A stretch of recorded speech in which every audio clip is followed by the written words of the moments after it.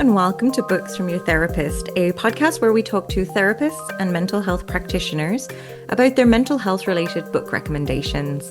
By mixing book talk with mental health, we hope to open up the conversation around books your therapist may have suggested and make them more accessible. This podcast is not a substitute for mental health care. It's for educational and entertainment purposes only. I'm Amanda Throckmorton, a marriage and family therapist in California. And I'm Tara Kremen, and I work in the book industry in Toronto, in Canada. In this episode, we're talking with therapist and author Andrea Gutiérrez-Glik about her debut book, Healing the Oppressed Body, a Therapeutic Guide for Radical Self-Liberation. We also discussed the book, the Loving Parent Guidebook, the solution to become your own loving parent by the organization ACA, the Adult Children of Alcoholics. There are many books on trauma healing that can change people's lives, but few focus on the experience of queer, trans people, and people of color, and anyone else that's left outside mainstream conversations. In Healing the Oppressed Body by Andrea Gutiérrez-Glik, she provides the best tools and approaches to healing and filters them through an anti-oppression lens, making sure they're uniquely impactful for everyone. The Loving Parent Guidebook provides guidance on creating the conditions to reclaim your inner child and reparent yourself with gentleness, humor, love, and respect. The book is structured to help you grow the awareness and skills that you need to become your own loving parent. It was such a good conversation, and I'm so excited for this book to be available and accessible to folks that want a trauma book that represents them. And keep in mind, we are talking about trauma in this episode, so take care of yourself. Hello, Andrea. Welcome to Books from Your Therapist. Thank you for having me. We're so excited to jump into your book today, and I know it came out last month, so we're just so excited to talk more about it. But would you mind just giving an intro to our listeners? Like, who are you? Your name, pronouns, your licensure, anything you want to share about yourself? Absolutely. So I'm Andrea Gutiérrez-Glik. I'm an LCSW. I'm actually a third generation psychotherapist. My grandmother is an LCSW. She worked in reproductive rights for 40 years and counseling. And then my mother, Dr. Rachel Glick, is a marriage therapist and actually has a book as well, a therapy book that just came out.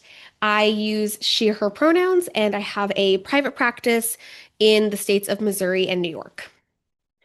That is so interesting to think about this like lineage of therapists in your family. It makes me curious about like your journey into becoming a therapist. Was that something that you felt was sort of destined for you, or how did you come about your journey into becoming one?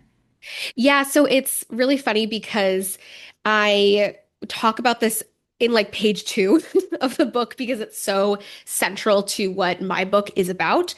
But I didn't see myself a, queer, lesbian, alternative woman reflected in the world of psychotherapy. We touched on this right before we started recording, but there is kind of this stereotypical look or like persona identity that therapists have. And just being someone who has kind of always lived differently, I didn't really see it for myself. I had, unfortunately, really negative experiences in therapy specific to being queer. But my grandmother being a social worker, that interested me because her work was both counseling and activism. So she did a lot of marches for reproductive rights. She did a lot of advocacy at the Capitol, things like that. And then my mom being a therapist, I never thought really anything of it, which is so funny. I guess it's being a child. You just don't know other things. But I was really passionate about gender studies and queer theory when I was in college. And my mom and I had this like literal kitchen table conversation where she was like, what are you going to do with this? Like, that's cool that you like this stuff and you're interested in activism and human rights, but like, what are you going to do? And that kind of led me to like, okay, well, I could maybe do like, yeah, social work, like what, AMA, which is what I call my grandmother, was really curious about community-based work. And then just dipping my toe into social work, immediately fell in love with direct one-on-one clinical relationships, which can be an incredibly radical and healing experience for people that then they can take into their community. So I really do think about, and this is like central to the book too, not to already be talking about it, but it is like so connected. But being able to see one-on-one clinical work as being community work, especially because I am queer and I'm a lesbian and I work with a lot of queer and trans people primarily. So that is kind of the journey of how I arrived there. But all three of us, my grandmother, my mom, myself, we arrived in the field in wildly different ways. We're very similar people and we're also wildly different women. So it makes a lot of sense that we do the same thing, but we've done it in totally different arenas. That is so cool. And also congrats to your mom on the book as well. Like what a fun journey together right now. Yeah, it's wild. We published our books exactly 13 months apart. Oh my gosh. Yeah. Wow. So you have a practice, so you're in Missouri and in New York. Who is your client? Like who do you typically work with? My office in Missouri that I actually do share with my mom, so we have a suite together. I work primarily with women and queer and trans people who have trauma and OCD. And then in New York, my practice is remote, the same kind of client base. So that's like the diagnosis and kind of the population. But then when you really dig into like what are the things that everybody kind of shares underneath those, it's a lot of complex trauma, a lot of childhood dysfunctional families, families that experienced, addiction, poverty, personality disorder, sort of like trauma of a parent being very mentally ill. I would say like most of my clients share some of that. And then also, this is like a term that I like to use, but I work with people who are really high functioning and high suffering. So what I mean by that is like the people pleasers, the codependents, on paper, everything looks great. Past therapists have been like, you're fine. Like, what do you mean? And really our relationship being one of the first places for them to be witnessed in their suffering. And that just because they have checked all the boxes in life, they're successful, or they're quote, even just like functioning, able to feed themselves, have housing, things like that, that they're still in immense emotional pain that no one really witnesses. So those are some of the deeper rivers at the bottom of the ocean of the type of clients that I work with. And we were chatting about your book today, which I'm so excited to jump into. And I wanted to learn a little bit about like the writing process. Like, have you been a writer in the past? Is this something that you've always wanted to write a book, or is it just the line of work and it kind of went into it? Can you tell us about that? Absolutely. I had a free newsletter when I was in the second grade called Tax on Facts. So it really the writing started there, but I am not a very artistic person. And so writing has always been the one medium that I can feel creative in when it comes to art, more so like poetry or creative nonfiction. But it's not the thing that I am best at. And so I never really pursued it. I think the thing that really led to the book happening is my perspective and my voice, which is very alternative and different than a lot of the therapists that are writing books, teaching workshops, putting themselves out there. So that really allowed me to have this opportunity to write about my field. And so while it's not necessarily my favorite thing to write about, it's like drama therapy, but it definitely is the thing that I am meant to be writing about. In my personal opinion, like there isn't another thing that I could be offering that's better when it comes to writing. And I really identify way more as a therapist than a writer. So when I was telling clients, I just so I have a book coming out, or they're like, oh my God, like this is such a big deal. This is everything. And I was like, just to be totally transparent, like this moment with you is everything. And the book is like tertiary to the things that I do because I also teach other therapists. That's a really big part of my practice is being an educator. So like the book's kind of number three. It's only exists because of the client work and because of the teaching that I do. So it's kind of the physical manifestation or femifestation of like what I do all the time. But I definitely don't highly identify with being a writer, mostly with being a therapist for sure. So, how was the writing process in that regard then? Did you see it almost as like lesson planning if you're teaching, or what did it look like? How did you begin to tackle it? The coolest part of the book was I had to become the clinician that the book deserved. And because in graduate school, I was just telling my best friend this, who's going to grad school, I was like, they don't teach you that much. It's like pretty disappointing for the most part that most of the modalities that I use, most of the psychoed or just experience that I use with my clients, I had to learn after school. And even after my licensure years, I wasn't trained in EMDR in grad school, wasn't trained in, IFS or even just introduced to these concepts. Like I didn't even know what those letters meant in grad school. And I also went to grad school a while ago, so that these are becoming more popular conversations in programs now. But when I was in school, not at all. And so the book really pushed me to hone my skills, refine my understanding of all of these concepts. And that was the coolest part of the writing process. And then the other thing that was really cool was I got to take a workshop that I do twice a year for Trauma of Money.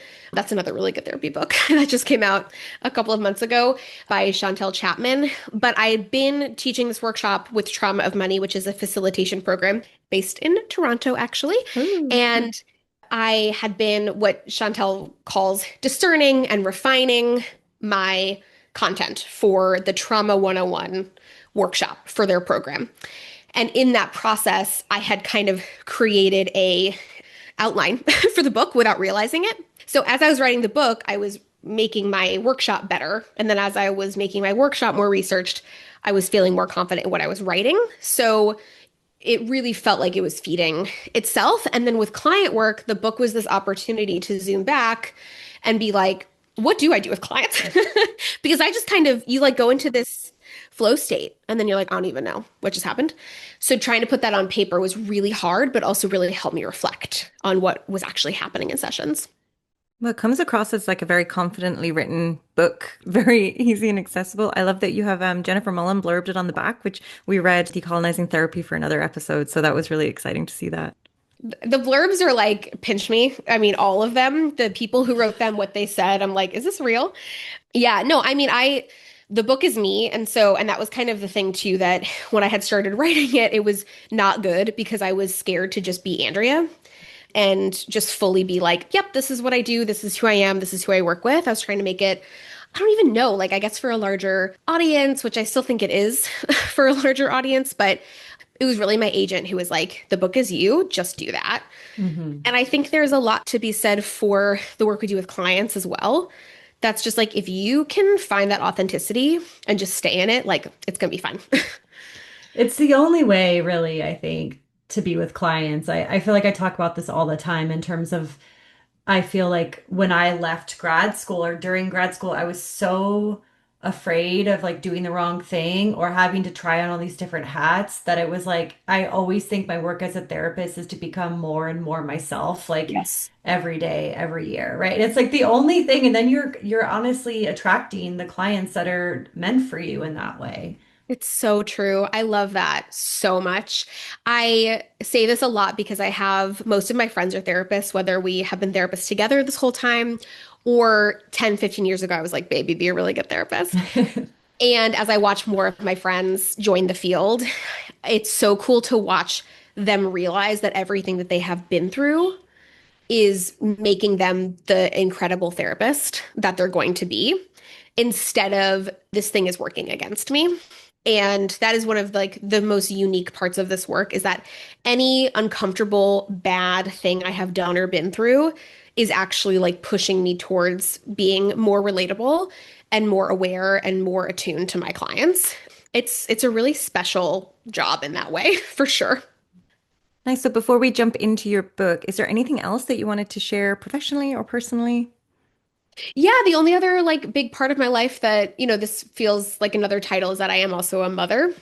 And so part of being a therapist and a mom is I'm constantly titrating between watching attachment and development happen in real time and then working with people who are seeing me because of developmental and attachment wounding.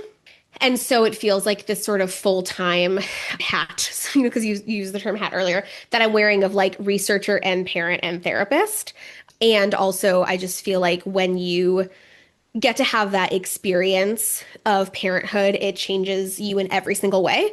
And so you almost can't even say like, I'm Andrea, I'm a therapist, without being like, and I'm also a mom. So that's the other piece that I wanted to bring in. Such a huge identity shift and one that you have encountered after working in this field and being a caregiver in these other ways for so long. Yeah, it's wild. And I'm about to go on my second maternity leave, and there's just so much that's so interconnected between what is happening in my life and what's happening in my practice. And yeah, it's wild. And your children have to go into the therapy world as well. Just keep the lineage going. No pressure. Yeah, totally. Totally. Yeah, my kid is very into construction, so we talk a lot about trade school in this house. So go for it. You do you, kid. Exactly. Exactly. Yep.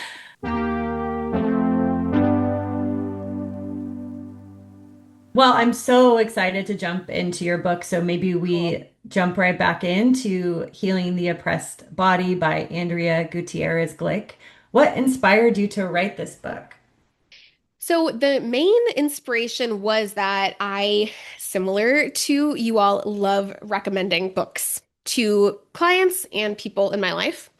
And every time I hand somebody a book about trauma healing, I felt like I had to give a caveat and be like, it's like written by like a super hetero person or like it's, yeah, like a white dude. Like it's not super nuanced about oppression, identity. Maybe some of the case examples are kind of triggering, but there's some really good theoretical stuff in here. Or there's some really good exercises in here. And I was just so tired of having to give that caveat and not just be like, here's this book, it's good. Or here's this book, it has case examples. We'll be like, is this me? And I say this at the beginning of the book that, if a client reads it and thinks that I've used their exact life, it's actually not that I have because I worked really hard to make sure that the case examples were built off of amalgamations of like 10 to 15 different clients put into one. And the reason that I was worried and I had to say, like, this is not you, is because our experiences are not typically reflected. And so and by our, I mean like queer and trans people, people of color, anyone at the margins. And so if you read it, you might, as a client, you might think like, wow, she really just ripped me off. But it's like, no, like we're all actually sharing so many different experiences all the time. We just never have them reflected back at us. And so to give people that experience was a huge inspiration for the book as well. Thank you for speaking on this because I think it's really interesting because to think about books that are written by mental health practitioners and how there's case studies that are always like involved, and it always makes me curious about the conversation of the author with their clients about what they might see reflected in, and like what an opportunity to connect on this thing, and maybe very vulnerable for you to share too, like, oh, this piece is going to come out, and like to reflect that back to them as this is a combination of all of these other folks that have also experienced the same thing as you, is like that must feel so amazing for them to be like, wow, like it's not just me that's experiencing this thing. Exactly. And the other part of this too is that it's not just for them, but it's for anybody who's in our community, which is that it's going to feel as though, wait, but Andrea doesn't even work with me. Like, how does she know my life story? And it's Hmm. because we have so many shared experiences that we just, again, don't get to experience on paper. Yeah, there's so many similarities between my clients, between my friends, between anyone in my community. And we don't really get to enjoy that in this particular way. So we're like having to take a book that might be really good theoretically or with the exercises and then like hack it. So it'd be like, okay, so it's not really about my life, or like, I'm going to skip the case example again because I can't really relate to it. But like, what if you just got to read a book and be like, yep, that's me. And this is relevant to my life. So we're going to dive into like the different parts of the book that you have written, but I'm curious if you could give listeners a bit of an overview, like a high level, what this book is about. Absolutely. So, the way that I like to describe the book is that it is a guide to trauma healing that is really rooted in the neurobiology of trauma, and then specifically looks at a couple of different modalities that are really popular in trauma therapy, and not just popular, but are really effective and evidence-based through an anti-oppressive, specifically queer and trans lens. And the book provides both theoretical and sort of like research based understandings of trauma, but also very applicable and accessible exercises for you to use if that's your thing in the moment. So it's both kind of broad strokes and also like, here, try this, do this, see how this feels at the same time. So a guide, but also, it's a bit academic and it could have been more so, but I wanted it to feel really accessible in the way that it's honoring that people can understand psychological theory that we typically leave to only teaching in schools. Like most lay people, people who are not therapists can understand that, but then can it be presented in a way that's incredibly easy to read? So that was another really important part of the book as well. I feel like there is a recipe to how books are written right now that feel sort of what you're speaking to of bringing in theory, some of the clinical pieces, case studies, and then these actual tangible takeaways, which I love because I'm like, we read these books and then it's like, okay, now what type of thing. But I will say that the way you wrote this, I did really feel like it was so accessible. And some of the takeaways were like, I actually want to do that. Like sometimes I read these books and I just kind of like read over the exercise and it doesn't feel like something I'm drawn to. So you just did that really well.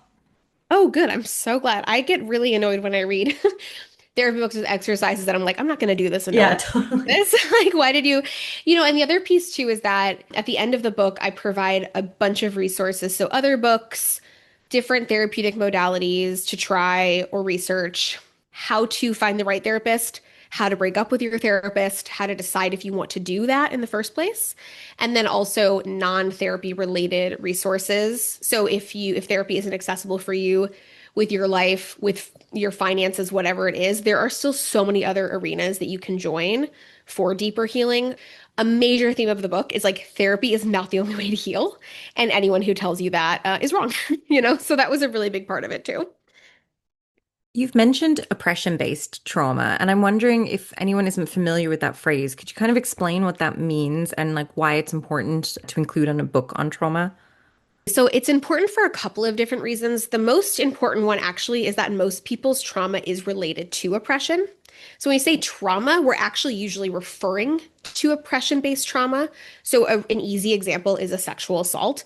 Most people would say, yes, that's a trauma. But the underlying part of it is that that assault only occurred because we live in rape culture and because people who assault other humans are there's obviously many, many complex reasons for this. But for example, like misogyny empowers people to feel like other people's bodies are their property or are open to them. And so that trauma is not just a traumatic incident, it's also related to the oppression of bodies in this world, specifically kids and women, non-binary people, trans and queer people.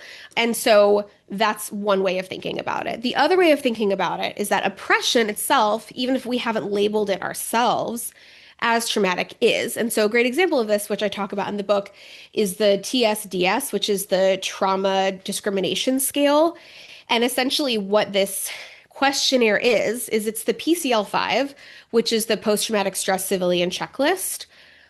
All of the same questions that you would use to assess somebody for PTSD are used to assess somebody for what's called traumatic stress related to discrimination.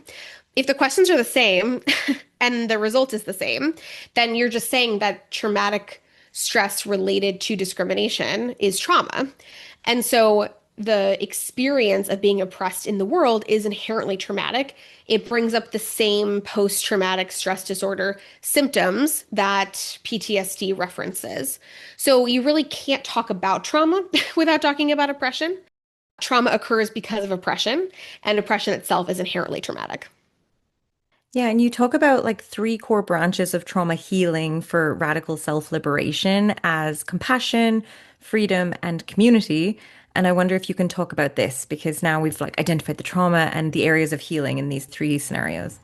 Yeah, absolutely. I was trying to find some way to like make this less overwhelming to think about like, so now what, right? So that we all have trauma, most of it's oppression based. Like, how do we get free? How do we liberate ourselves? And I was really thinking about the different experiences that both therapy offers, but experiences that I myself have experienced, and then also I've witnessed clients experience that are really unburdening for them, give them a different experience, help them heal. And it really fell into these three categories. So for compassion, I think a lot about self-compassion and how that is sort of like our inner work to do with ourselves. Most people that have trauma really blame themselves either for what happened or just sort of generally speaking are really hard on themselves. Most people that are oppressed do the same thing. If you're the one who's at fault, then the oppressor stays, sort of like free of any role in your life. And so then you just think you're the problem versus like systems, right? Or an oppressor. And then community, I mean, that's really everything. When you think about, so we have the internal is compassion, the external is community. We heal best in community. And that doesn't mean just this sort of like typical understanding of community being like, oh, you have to be super extroverted and be out all the time and have a bunch of connections and a bunch of friends. If that's you, awesome. But community can look like so many different things. And it really just speaks to the fact that we are meant to be in relationship with others, and others can include relationship with land, with earth, with animals, relationship also with just like our inner family, our inner parts. But that community is where healing happens. And what's really important about naming that as well is so many people who live at the margins of society or who are, oppressed by larger systems have needed to rely on community for healing because the therapeutic or the psychological space hasn't been for them. So really honoring the healing opportunities that community holds.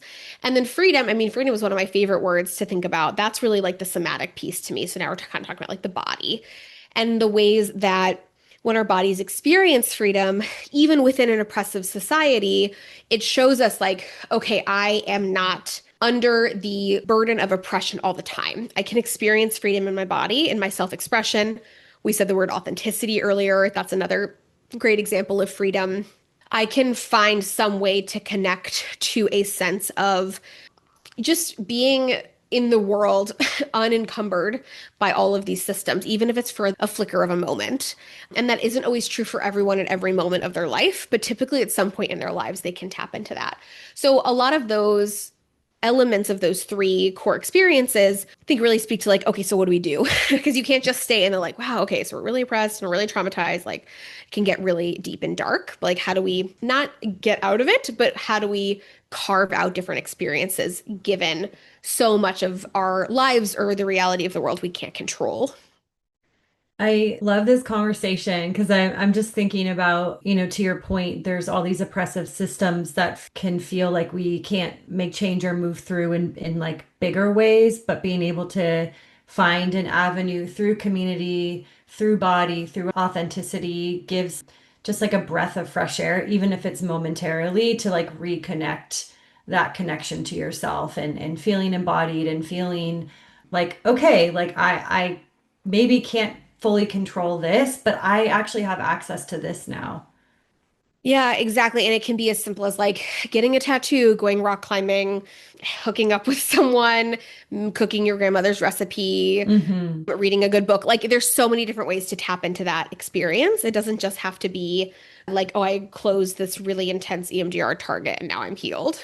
Right. And rest. I love that you talk a lot about rest because I think, working in the mental health field, we do exist within this capitalistic structure of like always needing to like climb that ladder, do more, more, more. I know I felt that way when I first got licensed. I've just worked my ass off to get here, and I'm already feeling pressure to be Yeah. other things when like I just accomplished a huge goal. Can I just sit in this for a while and like allow myself to be at this level of where I'm at?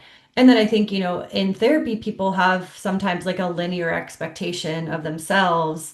And I just think the introduction of rest and how that is also an important piece of it felt really important to say. So I appreciate that piece. Yeah, good. Absolutely. I mean, I think it's the most anti-capitalist thing we can possibly do is like do less, rest more. Totally. Hmm. I feel like in this book you said a lot of the quiet part out loud, which I really appreciated. You introduce these therapeutic theories and modalities, and you're sort of explicit about their not only their Eurocentric foundations, but also some of the harm that they've caused, or, maybe ideas that they've stolen from folks that have developed these things way before them. What felt important to you about taking such a direct approach around this? I feel like that's what again one of the areas of a lot of the books that are available out there that gets missed is like where does this actually come from? And that's always been really interesting to me for a number of reasons. Most importantly, that like basically like everything we use, I think you can really almost say every single thing that we use as therapists is ancestral or indigenous knowledge of some kind. I love evidence-based modalities. I'm all about it. That's fine. It's great, but it's like, can we do both? Can we honor that this works and it's been in a Western scientific way proven to work, but can we also name that this has existed for a long time and has been effective for a long time? And also that people have healed for thousands of years without psychotherapy. So it just sort of feels like contextualizing all of this, which is so important. And then also it feels like honoring where a lot of this comes from. I feel particularly connected to that, especially because the like birth of Western psychotherapy was really out of, like kind of specific group of Jewish psychoanalysts and psychologists. And I'm Jewish and I feel very connected to this like specific lineage of questioning and thinking big and thinking deep, which is sort of a like stereotypically Jewish thing to do. And then the way that that led to the birth of a lot of different ways that we understand psychotherapy now. And then especially the time that it was happening too. That feels like very aligned for me, but then also it's kind of happened subsequently to that is you have repackaged healing traditions that the owner of the institute is a white person, typically a man, who's charging, $15,000 for someone to get trained in something that they could have like picked up from their grandma or their auntie in not that much time. There's not a lot of there. There's just a lot of like, and then we'll teach you to do this thing. And so I really like pushing back against that. I think that's I'm kind of a shit starter, so that's probably part of it too. But I like pushing back on that idea that you have to go to the fancy institute and learn from the fancy, straight white cis people, and you can get a little bit more curious about where this stuff comes from. And I think so important to name for emerging clinicians, right? That are, Yeah. like we said earlier, that are like finishing grad school and then they're like, okay, now what? Oh, I have to go pay $20,000 to now do all these other certifications in order to do this work that I want to do. And it's important to kind of say these things. Right, and name it as capitalism because I Right. went through exactly that. I finished my Right. program. I was working at a clinic. Everybody at the clinic was getting trained in this really expensive modality. And I felt so defeated. Like, okay, so nothing I learned is good enough. And I also have to go pay, tens of thousands of dollars to like be a good therapist. That's honestly why I do really love EMDR and EMDRIA, which is the International Association. And I'm not plugging them at all. This is truly just my own passion for it, is that it's a way more accessible certification process for trauma healing. There aren't levels. It's pretty affordable. You can do it as a student.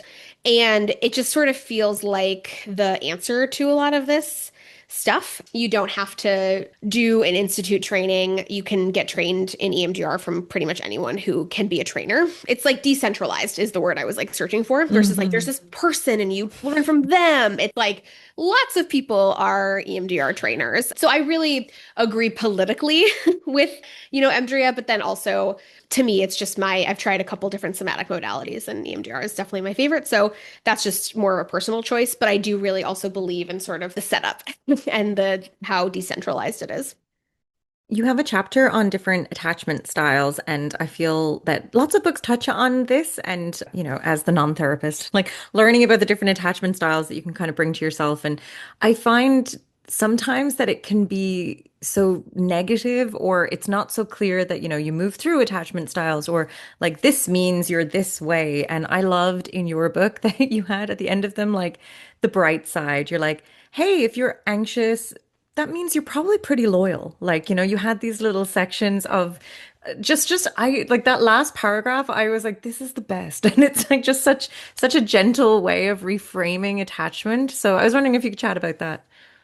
Absolutely. I feel like our attachment styles are also our protective parts.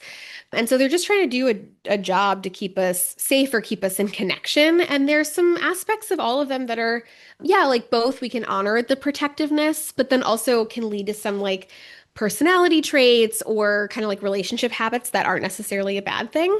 And the most important thing is awareness. So if you can be aware of your attachment patterns, kind of like embrace some like of the aspects of it, like, with my clients that are way more avoidantly attached, we're like, well, you're never going to be in a really bad relationship probably because you're so, love avoidant and avoidant of putting yourself back in your childhood. It's probably never going to happen. It's like, let's like just enjoy that. Like, thank you, you know? And then how do I now open myself up to love and connection? Because I do, you know, if this is what the person is looking for, do you ultimately want love and connection? Yeah, I mean, I would say it's like a very queer perspective where it's like your broken parts are the parts of yourself that you can cherish the most. So when you live in a society that has really demonized you as a person, you kind of have to learn to embrace parts of you that are not as palatable or like digestible to others. And that way of thinking really opens yourself up to being more, again, compassionate to the parts of you that typically get labeled as bad.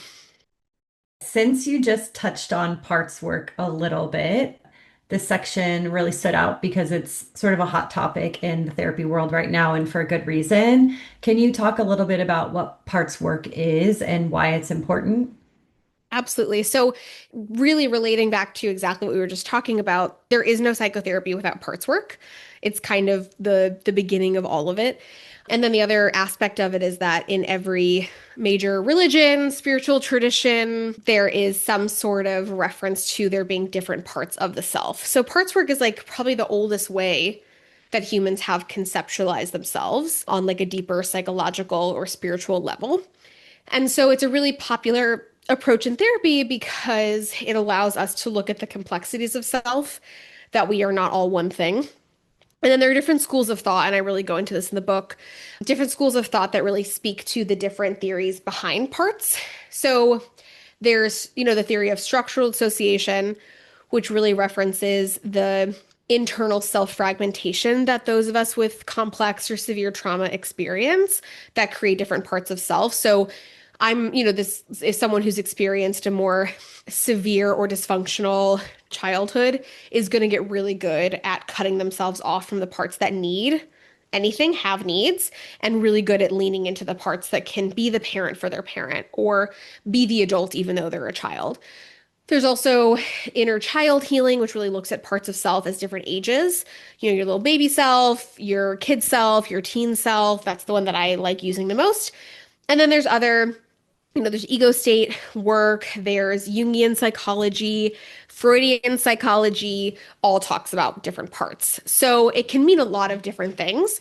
And it really kind of depends on both the client's understanding of themselves, but also if they're working with a therapist, how the therapist likes to conceptualize of it. So it's a very, very large umbrella that I think is kind of, it encompasses almost everything that we do in therapy in a way. Yeah, thank you for saying that because I feel like I'm just remembering back to being in grad school and having the term parts work thrown around and me being like, what are we referencing here? Like, are we referencing IFS? Are we referencing like Janina Fisher's work? Like, where are we going with this type of thing? So I like how you're explaining that as this umbrella term in which all these other modalities and things have stemmed from, but is, to your point, been around since psychotherapy and working with oneself has started, essentially. Right, exactly. So when it's thrown around like that, I get frustrated too because actually in my basic EMDR training, the trainer kept saying, if you work with clients that have complex trauma, you know, you have to work with parts. And I'd be like, great, say more. And she's like, nope, just do it. Like, you know, take another training on it, or like, you just have to do it, obviously. And I was like, so we're all working with complex trauma. Can you say more about this? Which is why when I did my like higher level training of EMDR, I did IFS and EMDR protocol together because she's right. You have to work with the parts. She wasn't wrong. It means everything. It's everything that we're doing all the time. It's just, are you like naming that explicitly with your clients? And then the other aspect of it too is like, what theoretical framework are you referring to? That I think can also also be kind of frustrating when people just say parts work. It's like that means a lot of things. Can you be more specific? Right? Totally, Yeah. totally. We talked a little bit about how you have these really accessible tools and takeaways to like move towards your own sort of self-liberation. And one that I really liked was this idea of finding mismatches, because that one feels, I think, so accessible right away for folks, like maybe reading the book and being like, oh, this is something I can do. Can you talk a little bit more about mismatches and why they're important in healing?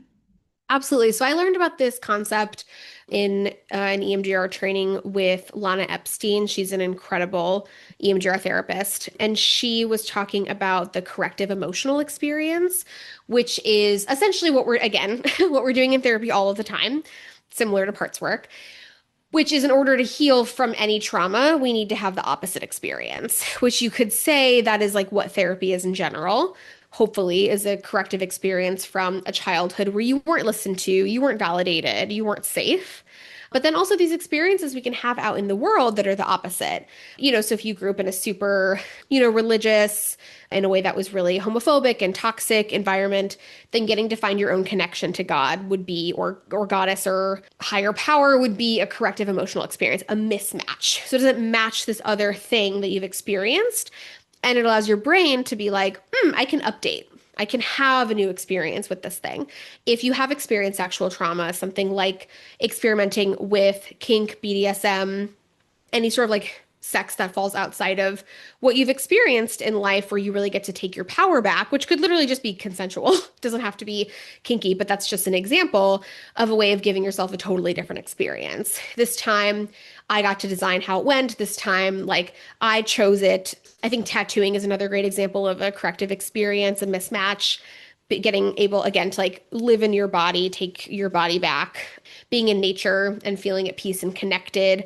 All of these are like opposite experiences to trauma, oppression, childhood dysfunctional families. So that's really what we're doing with clients all the time, but then also empowering them to label what they're doing outside of the therapeutic space as a mismatch, as a corrective emotional experience. That piece I think is so important is like the conscious labeling of it because I also do think we move towards finding our own mismatches and creating our own spaces in our own healing, but having the language and the conscious acknowledgement that this is what I'm doing, I think creates a lot of power behind it.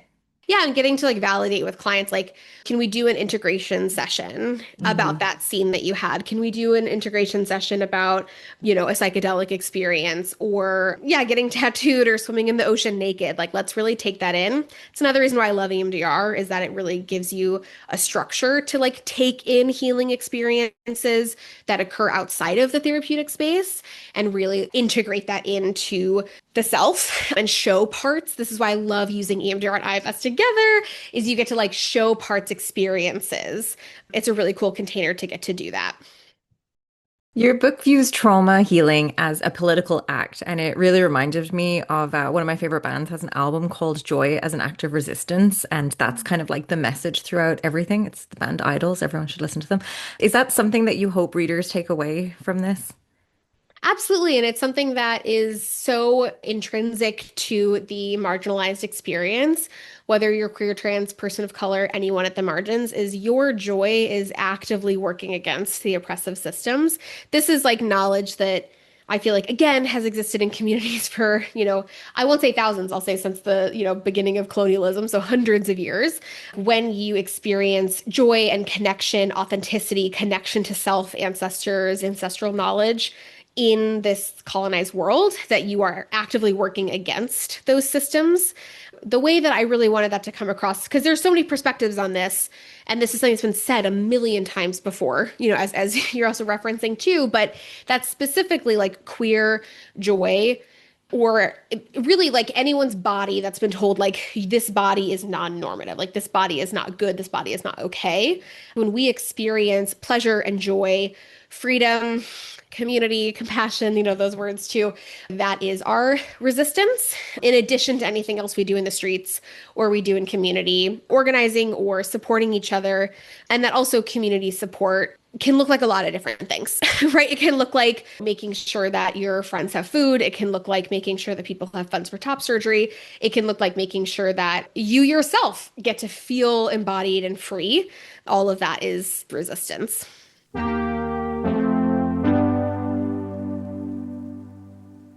Let's jump into the second book that you picked, the book of your choosing. So, this is the Loving Parent Guidebook by the ACA WSO. So, can you tell us why did you pick this book?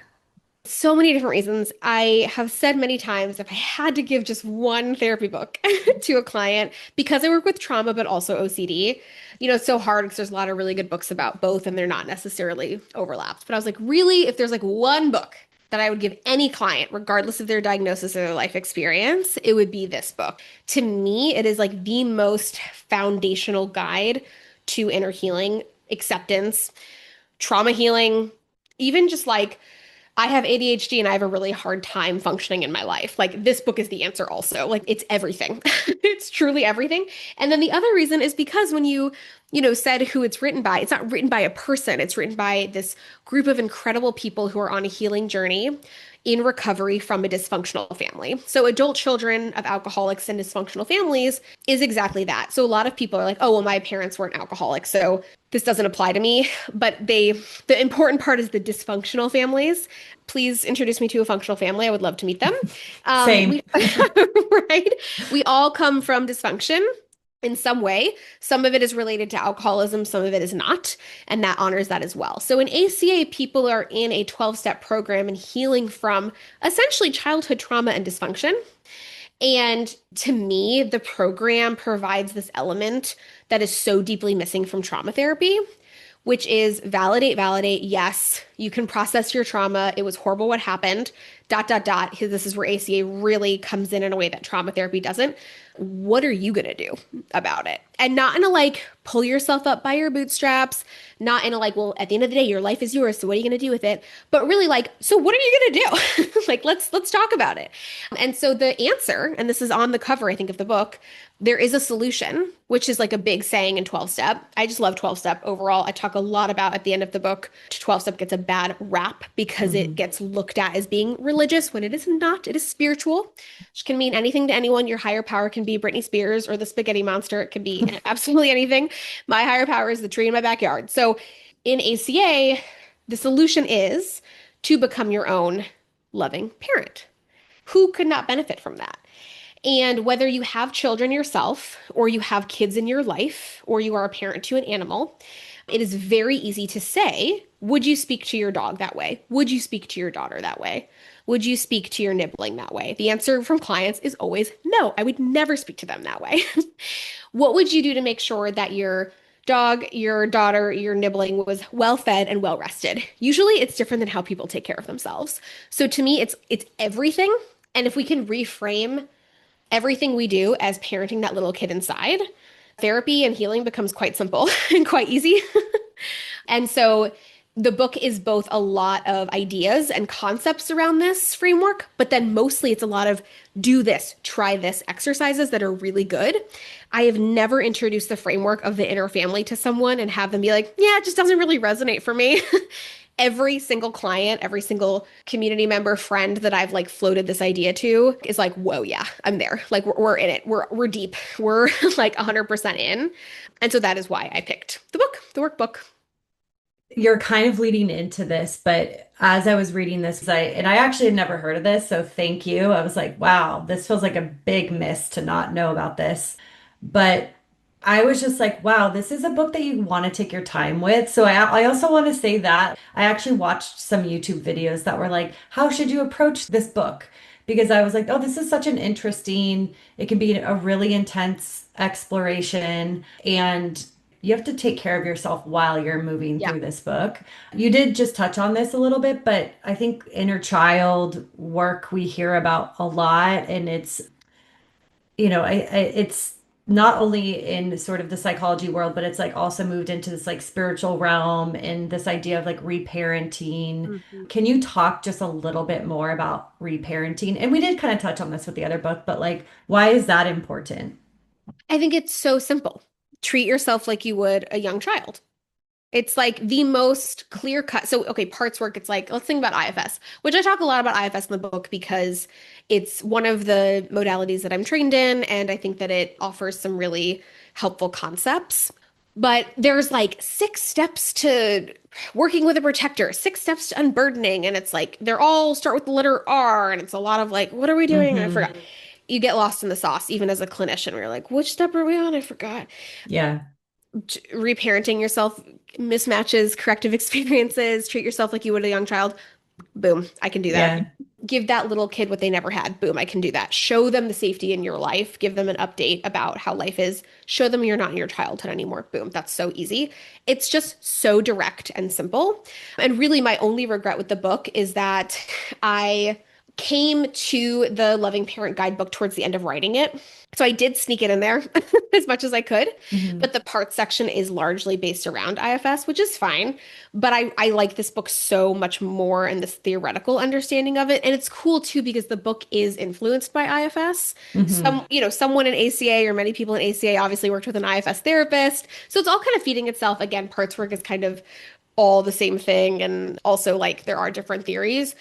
But it is to me this understanding of parts where there's like the inner teen, inner child, and the inner critical parent. It is so clear. And your job is to be the loving parent and to reparent those younger parts. Like it doesn't get more simple than that. I love this conversation because, what I mentioned earlier, being in grad school, being like, wait, which parts work are we talking about? Like it Exactly. felt so confusing. Yeah. And to your point with IFS, there are so many steps and like things to hold in your mind that this just feels so permission giving to be like, oh, I can understand this and hold this. And it's also giving folks permission to work with what works for them, right? Mhm. Like maybe IFS just feels so natural and easy and Great. it's like good, right? And I appreciate that you delved into it into the book because that is sort of the one we equate to parts work currently. Like that's kind of, Yeah, so yeah. exactly. It is. And I also wanted to explain it to people really clearly Yeah. because it is such a like hot topic. Hmm. And be like, this is all this is like it's actually pretty simple, or it Yeah. should be simple. A lot of institute trainings, and now I'm like back on my soapbox about this, are like a lot of like, we're gonna teach you this thing, and then but we're gonna kind of teach it to you over the course of 3 months for $10,000. Like, whenever people will talk to me about like, because I work with a lot of therapists doing consultation. So they'll come to me and say, like, what's the next thing I should get trained in? And I'm like, just so you know, most modalities have a manual that's written for therapists to read and then use that modality. That's why manuals exist. So if you're curious about IFS, go read the manual, use it, and see if you want more than that, because that's why those books are out there. Other than EMDR, which I do think you need the basic training to feel confident. It's a little bit different because it is more of a technique. I mean, I don't know. I just think it's a little bit different. There's a manual for it too. But yeah, so I think there's a lot of misunderstandings where people are like, well, I can't use that until I'm fully trained. And I'm like, Hmm. what does fully trained mean? Why do you think that's true? And then also, like, why do you think these books are out there? It's so you can learn these different tools. And then I want clients or non-therapists to feel also really empowered to use this stuff on themselves, to be educated in different types of therapy so that they don't feel like it's this elusive thing. Like I see a lot of people post like would love to get IFS therapy, but it's, so expensive and so few people offer it in a way that's accessible. And it's like, yeah, totally. There's other ways to do this work, y'all. Like you can go to ACA, you can work through the Loving Parent Guidebook with a sponsor for free dollars. It doesn't have to be behind the like big wooden door of private practice therapy. I do like that about this book that I mean, calling it a guidebook, I was surprised then about how deeply it dived into some of the topics that we're talking about, but it does have a lot of framework and steps for somebody that might not be familiar or maybe has never gone to therapy before and is kind of beginning that. And I think sometimes the most simple concepts can be the most difficult to grasp as the non-therapist here because my Yeah. brain can't, it has, I kind of just resist it because I'm like, no, but it can't be that easy, you know? Like with inner child work, for instance, like that could be kind of like embarrassing to think about that when you're starting, or Mm. what do you mean talk to myself as a child? Like, so I'm just wondering if like how would you help a client kind of move through that piece at the beginning or Yeah. understand it a little bit better? Absolutely. I mean, the like the the annoying answer is like, yeah, Tara, that's a part that's getting in the way of you. There's that inner critical parent. This is stupid. This is silly. It can't be that easy. It has to be harder. Or like, I can't just do this. Like, why? What is the purpose of that protector? What is the purpose of that inner critic? How is it trying to keep you safe from something? Or how has it internalized some sort of criticism from society or parents? Because like that's a block to you being able to do this cool thing with yourself. And if it really is just a personality thing where it's like, it's a little too out there for me, then there's another way to do it. And that's great too. But I think other than that, like kind of annoying therapy answer, what I would say to people is that if it feels like it's too simple, I would really stick with more of the theoretical stuff first because you don't have to do the exercises. And then if you do feel able to dip into the exercises, it can be a great place to experiment with the concept versus like waking up and being like, let me take care of myself like I would a little child. That might feel like too much at first, overwhelming, a little bit silly or a little bit out there. But that's why something like a guidebook exists, is it really gives you this opportunity to like learn more about what that actually means or looks like. So that's another reason why I really like the book is it takes you through here is what inner parenting is. Here is what healing through this framework actually looks like versus just like heal your inner child, dot, dot, dot, somehow. Yeah, and I guess to Amanda's point earlier, it is kind of a book that you can slowly return to as well. Like you don't have to digest it all in like one sitting or try and even go through it at all. It's something that can be there for you and pick up an idea that might resonate with you now that hadn't the previous time that you looked at the book. Oh yeah, it's huge. I mean, I feel like I use it weekly with clients, and I feel like I'm only a Wow. third of the way through having like even read it myself because it's so dense with good stuff, not dense and hard to read, just like jam-packed with Yeah. stuff. And then the other thing too is you can kind of read the first couple sections and get the idea and go with it, which I love a book, a healing book that's like that. You can read the whole thing, or you can read the first couple chapters, kind of get the idea and go with it. When talking about like reparenting yourself, the book talks about it being like a gradual and ongoing process. And I'm I'm sort of curious around like what does sustainable reparenting look like? And I guess what I mean by this is it could be kind of difficult to like you're not hitting a milestone, you know what I mean? So it can sometimes be difficult to see how far you've come when you're going through something like this. So yeah, what does that look like for someone? Yeah, that's a great question.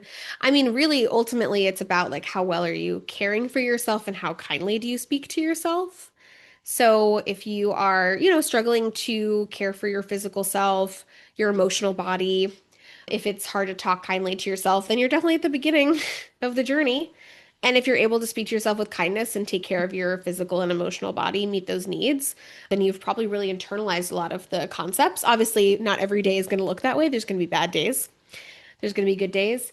So I think that's a really big part of it. And then I think what I've also witnessed a lot of my clients be able to do through this framework is really move forward in life. So like I didn't have the childhood that I needed or deserved, but I'm giving it to her, I'm giving it to him, I'm giving it to them now.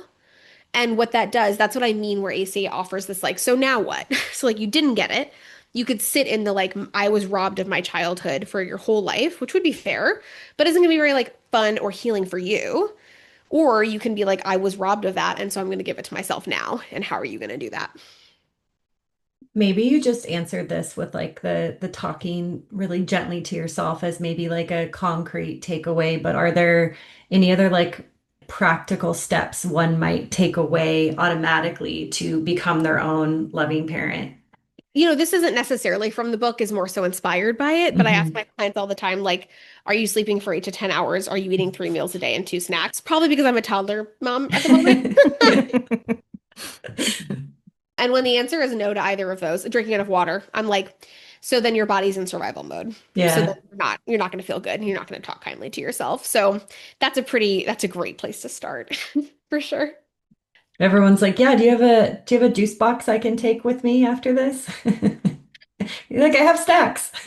I used to keep bars in my office and then I ran out Mhm. and then it was really funny because somebody gave me a box of Narcan to distribute and one of my clients was like, I want the snacks back. Like I already have Narcan in my purse. Like, or like you can't just replace the bars with Narcan. Like we get both, Right. so that's a good reminder. I need to go to Costco and just get a box of bars, stick it next to the Narcan.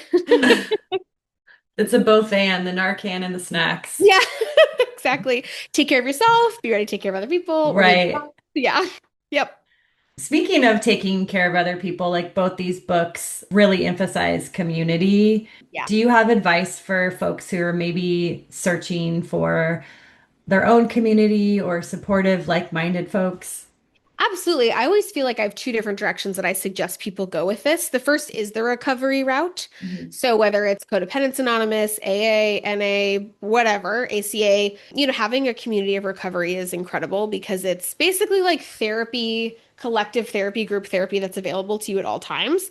And then what's really neat is like, for example, this ACA group that I had been to before, they did like a Thanksgiving hike every year because they knew that most people who attended were estranged from their families. So you go to a meeting, but then you end up getting community and then like a place to go on a day that's hard. So recovery is a big one. And then the other one is whatever your interest is, your special interest, or just like your hobbies, the things that make you happy. Most of my clients who have really struggled to build and sustain friendship and community have been able to do so in adulthood by joining the running club, by joining the all trans D&D group, by joining the even like an online thing. I mean, Yeah. literally, I have so many Yeah. clients who are part of a Discord that's only for blank, blank, blank, and Hmm. find so much meaning in it and community. So go find people who are like you, and then go to recovery and be around people who are probably not like you and Hmm. but are like you in the sense that they want to heal and be in healthy community and relationships. Awesome. Great place to sort of land. And we forgot to say and compliment the awesome cover of the book, Oh, which yeah. is we're looking at right now. We talked about it right before we started recording, but love this cover. It just like it stands out. I felt like as I was reading it, it felt like powerful. I love the art on the cover. So shout out to the artist or whoever made the book cover. Thank you. I'm so happy with it. It was either going to be this like chartreuse color or it was going to be this like it was like this earthy brown and I was like love an earthy brown, but it's got to be it's got to be chartreuse. Jacket art is by Josie Portillo. That is the artist. And yeah, it's so pretty. It's so pretty. And congrats on the release last month.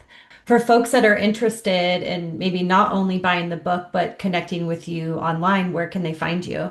Yes, absolutely. So you can find me on Instagram at Somatic Witch. You can find my blog, other podcasts I've been on, join my waiting list or my mailing list at andreaglik.com. Thanks for listening to Books from Your Therapist. If you're interested in the books we talked about, we'll include links in our show notes. If you'd like to reach out to us with your own recommendations or a mental health practitioner interested in coming on to share, you can email us at booksfromyourtherapist@gmail.com. If you're in California and interested in working with Amanda, you can find her at amandathrockmorton.com and follow us on socials. We are at Books From Your Therapist on Instagram, Threads, and TikTok. And you can follow me on Substack at Tara Kremen. Happy becoming your own inner loving parent. Happy joy as an act of resistance.